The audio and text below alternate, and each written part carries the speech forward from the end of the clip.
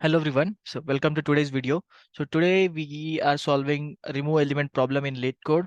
It is from top interview 150 list uh, and it is problem number 27. So the problem is given an integer array nums and integer val remove all occurrences of val in nums in place.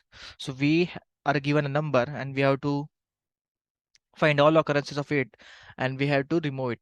Basically by removing it, they are saying take the like take all occurrences of that particular number and move them to extreme right of array, and in the left of array you should only have the number which are not equal to val. Okay, which is also given in the example. So let me show you that example. So uh, so this is the example they have given. I have also drawn one diagram in draw.io. So we are given this example and we have to convert it into this array. So like all the occurrences of 3. So basically the number which they have given is 3. So we have to take all threes and move them to extreme right. So that way, when we are returning the array, like we are returning the number of occurrences. So what they are checking, length of array minus number of occurrences, the remaining array should have only the numbers which are not equal to 3 in this particular example. So we have to convert this array into this. So I have solved this problem using two pointer approach. So what I have done, I have taken two pointers. Okay, one starting at extreme left and one starting at extreme right. So basically we have to check three conditions. So first condition is, uh, let's say at the extreme left, when where I is pointing, uh, which is index 0, and extreme right, which is the last element of array where j is pointing. If we find number val at I, then and at j the number val is not present, then we are swapping it. Like we are moving val from I to j, and at I we are placing the value which is there in the j.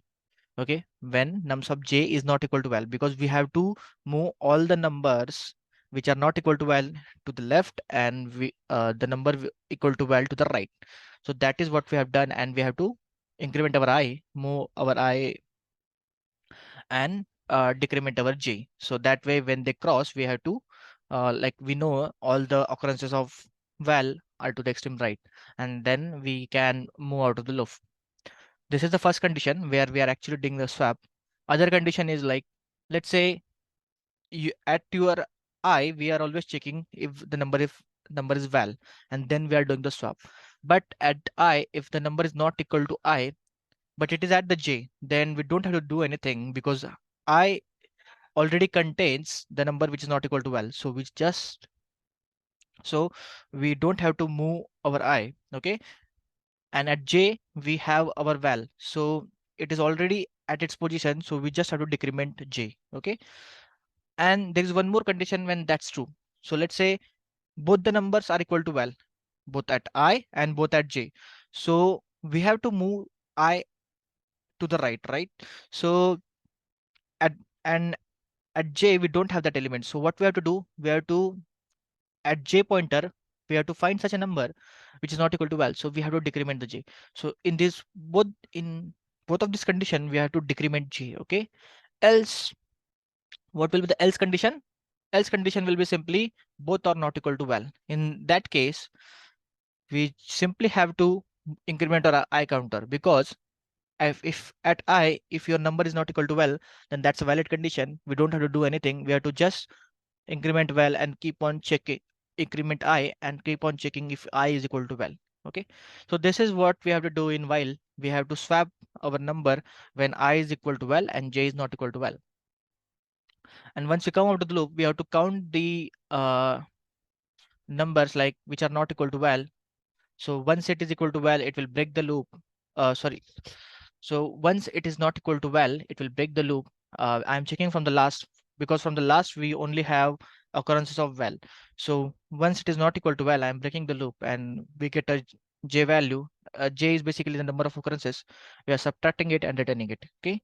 So this is how I have solved this problem using two pointer approach. You can see the demonstration here as well. we are checking I and j, and once they cross, we are breaking the loop and we have our sorted array. So I will submit this problem. I have submitted it couple of times, so it runs, I know. So the time efficiency is 0 milliseconds, which is good, and memory is also pretty much good. So this was our problem. So I will be solving this top interview 150 questions. So this was our first problem. It is an easy question, so it was easy to solve. Uh, so let me know if you want me to explain it in a different way, and if you have any suggestion for me in comment section. Okay. So thanks for watching the video. Please like and subscribe the channel. Even though the name of channel is Programming in Marathi, we are doing a playlist where we will be solving this lead code questions. Okay. So let's meet in the next video then. Thanks. Bye.